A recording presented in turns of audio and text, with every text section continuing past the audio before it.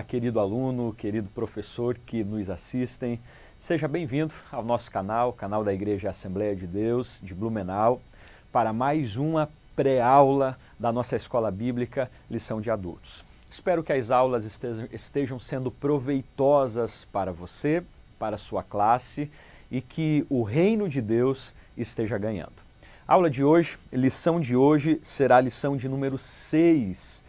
E nós estaremos tratando sobre uma temática muito importante, a temática do primeiro mandamento.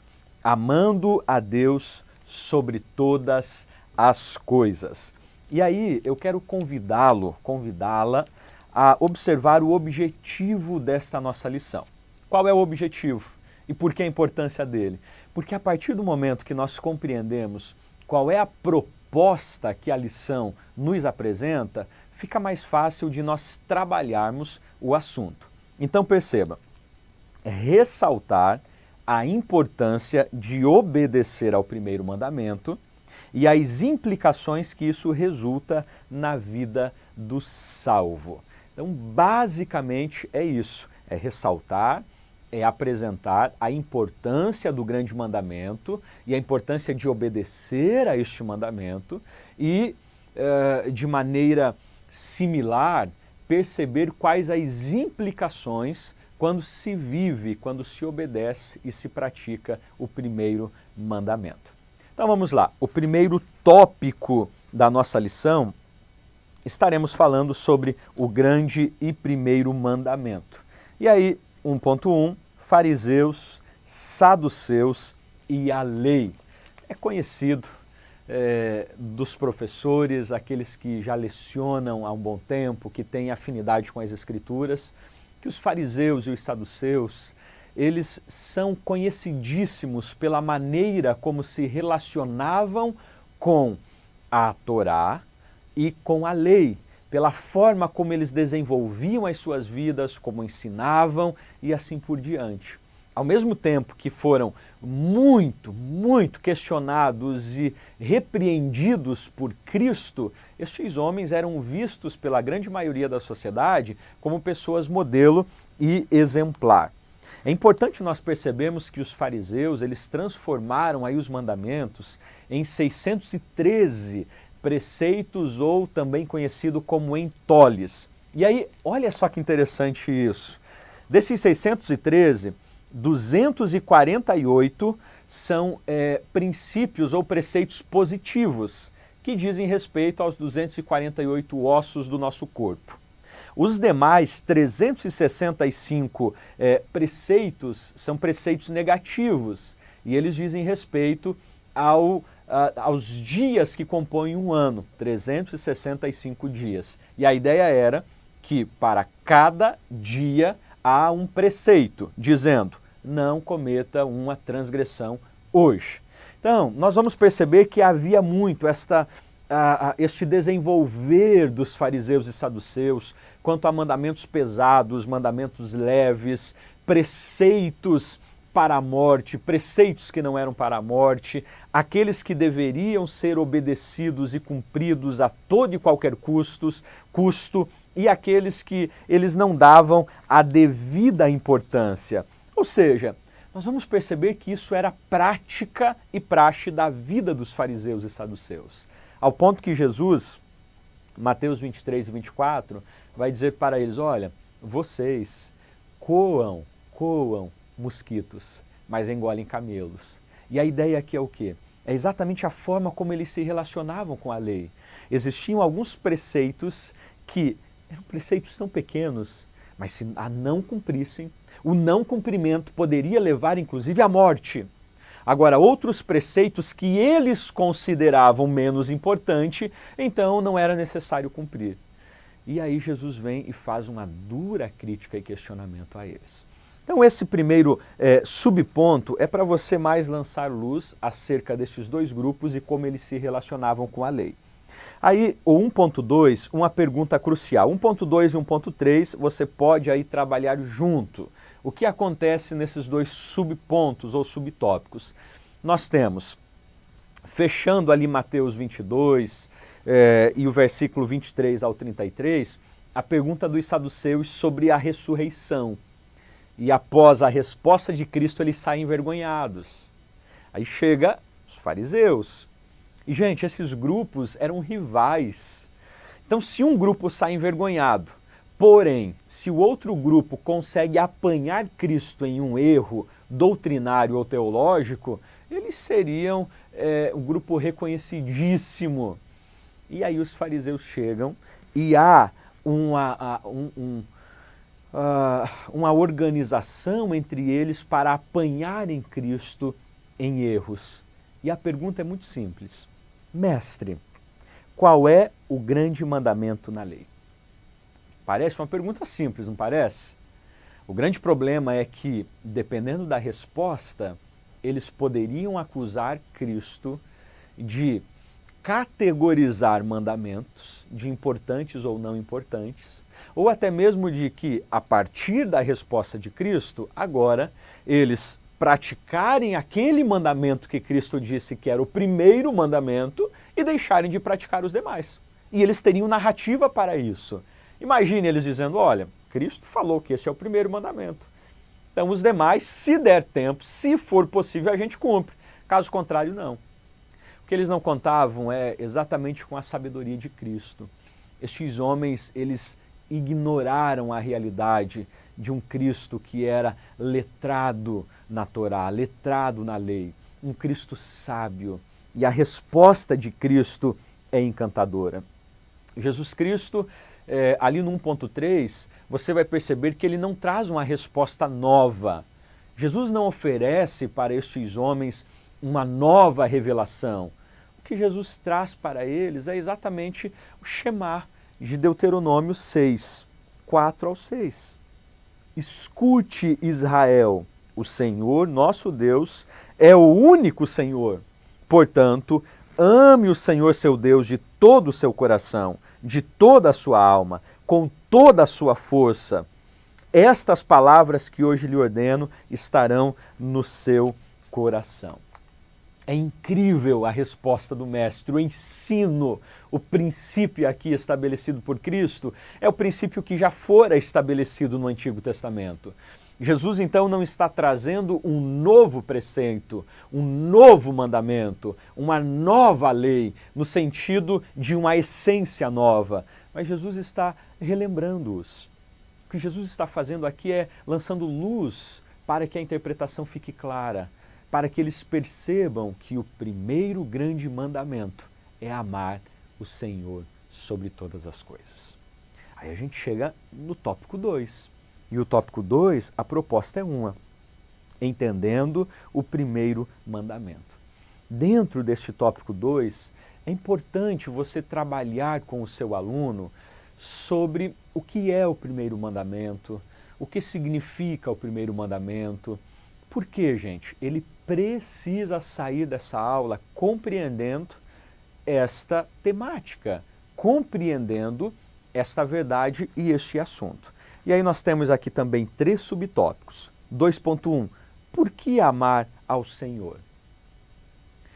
E aí a resposta é simples, clara e objetiva. Nós temos 2 textos, Romanos 5, 6 ao 8 e 1 João 4 e 19. 1 João 4 e 19 traz o resumo principal. Por que amar ao Senhor? Nós amamos porque Ele nos amou primeiro. Então esta é uma verdade que precisa ficar clara na mente dos seus alunos. A compreensão de que não somos nós que amamos ao Senhor e porque amamos ao Senhor, então Ele passa a nos amar e nos concede a salvação. Pelo contrário, nós, inimigos de Deus, porém, por causa do seu grande amor com que nos amou, nós o amamos. Então, o amor do homem, o amor do cristão para com Deus, ele está aqui no sentido de uma resposta àquilo que Deus já fez por ele. Então, por que amar ao Senhor?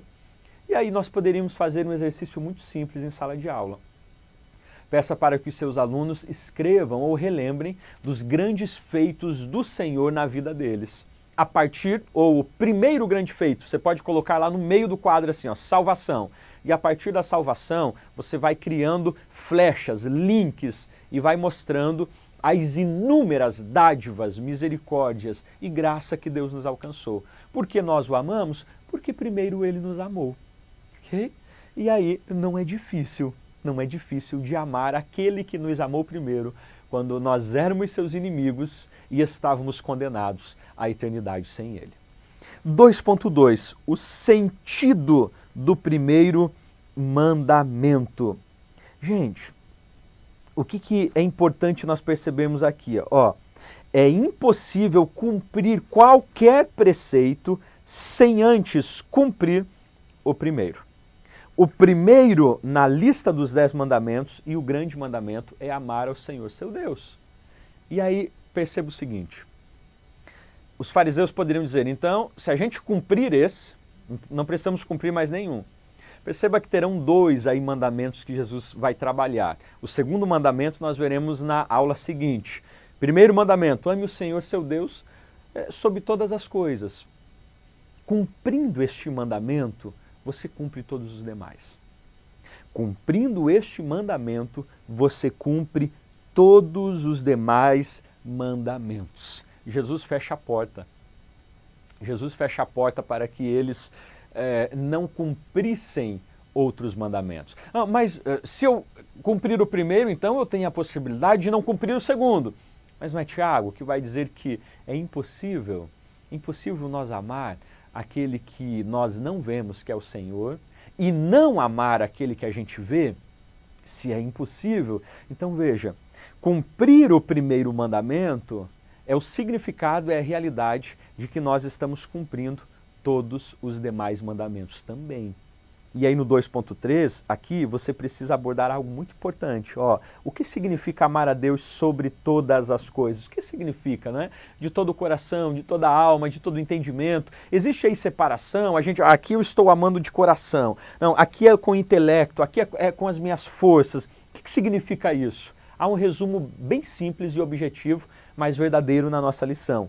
Olha só, amar a Deus de todo o coração, de toda a alma e de todo o entendimento é uma referência ao homem com o todo do seu ser. É o todo do indivíduo. Em outras palavras, é amar a Deus com todas as minhas faculdades. Ou seja, é amá-lo sem reserva. É quando eu amo ao Senhor, mas amo de forma completa. De forma completa. Você pode pegar, para ilustrar na sala de aula, um copo de água. E aí, encha este copo até a metade e pergunte para eles, está cheio? Não, não está. Tem água, mas não está cheio. Então, se não está cheio, ele não está completo. Você pode encher e deixar isso aqui, ó, para que o copo encha. Isso aqui, mais ou menos. Vai perguntar, gente, tem água? Tem muita água, está quase cheio, mas não está cheio. Então, se não está cheio, é porque não está completo. Olha só que interessante essa ilustração. Podemos amar ao Senhor, mas se não amá-lo de todo o coração, nós não estamos obedecendo o primeiro mandamento. Lembra da igreja de Éfeso? Ela é condenada, ela é questionada pelo Senhor, não pelos seus dogmas, não pela sua teologia, mas pela sua afetividade. E não porque a igreja de Éfeso não amava ao Senhor. Não. Eles amavam ao Senhor, mas não amavam de todo o coração. E aí aqui há uma diferença muito grande. O Senhor não deseja que nós o amemos apenas, mas que o amemos de todo o coração. É isso que você precisa destacar na sua classe. Não basta amá-lo, precisa amá-lo de todo o coração. Lembrem os alunos do copo. Copo que não está cheio, pode estar com 95,9 ou 99,9 de água, mas se não está completo, não está cheio de água. Okay? Deus nos chama para amá-lo de forma completa. E perceba, quando amamos a Deus sobre todas as coisas, não há um único aspecto em nós que não esteja completamente comprometido com esse amor. Caminhando para a gente finalizar, nós vamos então falar sobre o tópico 3. O primeiro mandamento exclui a idolatria. Mas o que tem a ver aí o primeiro mandamento, amar a Deus sobre todas as coisas, com relação à idolatria? Tem tudo a ver, e nós vamos perceber a partir de agora. Olha só, o que é idolatria? Você pode lançar essa pergunta na sala, o que é idolatria? E talvez, não é? A compreensão de idolatria é ainda aquela compreensão medieval de uma estátua, de pessoas se curvando, beijando o pé dessa estátua, tendo uma imagem em casa. Isso é idolatria. Há um escritor chamado Clarkson que ele faz uma distinção entre idolatria externa e idolatria interna. E ele diz, olha, a idolatria externa é tudo aquilo que é visível, que você consegue perceber, que é perceptível aos olhos, que é tocável às mãos. Então, isto é idolatria externa. Podemos categorizar as imagens na idolatria externa. Agora, ele nos chama a atenção para uma segunda esfera de idolatria, que é exatamente a idolatria interna, que é aquela que não é perceptível aos olhos ao tocar, a percepção, mas está internamente ligada ao nosso coração, às nossas emoções, às nossas entranhas. E esta idolatria, ela é tão ou mais corrosiva e corrompedora do que a idolatria externa, inclusive. Então, o que é idolatria? 3.1 e 3.2. Vamos fazer junto? 3.2. O primeiro mandamento é a idolatria não coexiste no mesmo ambiente. Podemos dizer o seguinte, que idolatria é tudo aquilo que ocupa o lugar de Deus na vida do homem. Tudo. Professor, então, se o meu trabalho ocupar o lugar, sim, é idolatria. E ocupar o lugar, veja, não no sentido de você falar o seguinte, ai, trabalho, eu te adoro, trabalho. Não, gente, é muito mais sutil do que isso. Às vezes a nossa compreensão ainda é essa, não é? Você vai chegar para o seu carro e dizer, ai, carro, eu te amo, carro, eu me reverencio a você. Não, gente. É exatamente aquilo que ganhou o seu coração e ocupa a centralidade do seu coração e da sua mente. É aquilo que faz com que você invista tempo, invista as suas forças, invista a sua mente, invista o seu coração. Então tudo isso que você coloca toda a sua força e empreendimento ali e não no Senhor como prioridade, então aquilo ou aquela pessoa ou aquele objeto é uma idolatria e você se tornou um idólatra.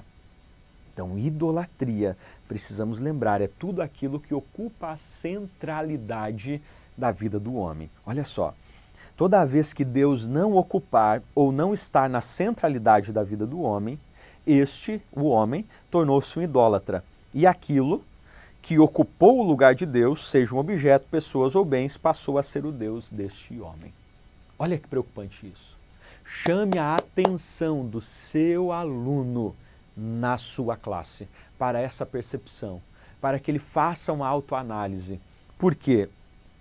Porque é exatamente essa verdade. Tudo aquilo que ocupou a centralidade da vida deste homem, logo é o seu próprio Deus.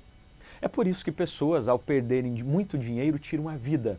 Por quê? Porque o dinheiro é o Deus deles. Ao perderem esse Deus, eles não sabem mais viver sem e tiram as suas vidas.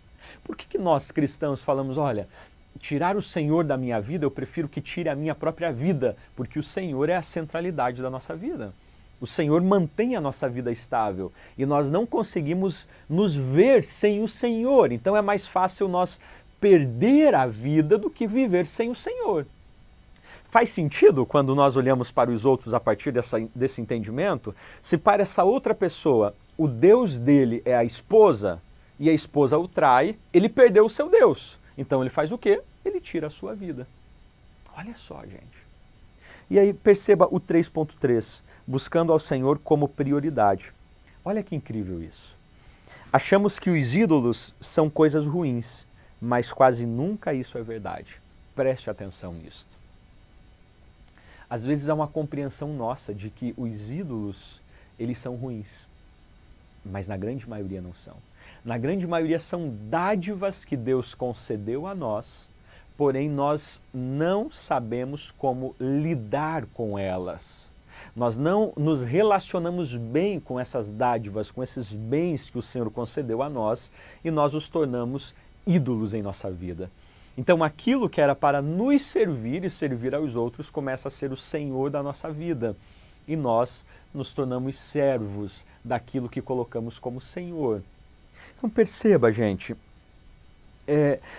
olha só, não transforme coisas boas e legítimas como família, bens, carro, profissão. São coisas boas e são legítimas, mas não as transforme em Deus na sua vida, porque se você fizer isso, você estará se tornando um grande idólatra.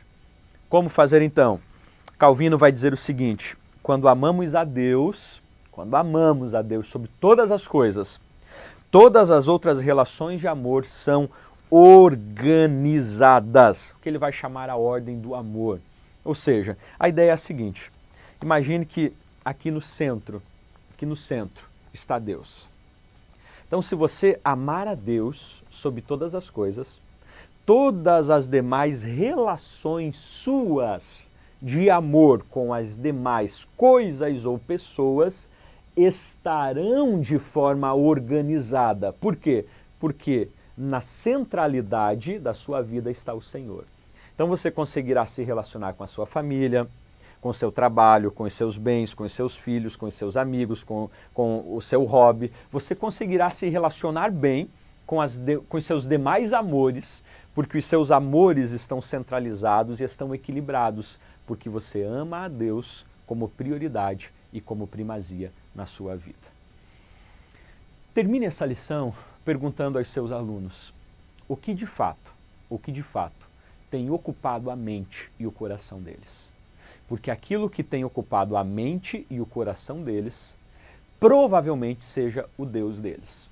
E se não for o Senhor, eles são idólatras e eles estão adorando a ídolos, a deuses falsos. O chamado de Deus para nós nessa lição é exatamente tê-lo como primazia, como único, como prioridade, como centralidade na nossa vida. Porque fazendo isso, nós conseguiremos nos relacionar muito bem com todas as demais coisas que estão à nossa volta. Espero que esta lição tenha te auxiliado, que Jesus te abençoe e até o nosso próximo encontro.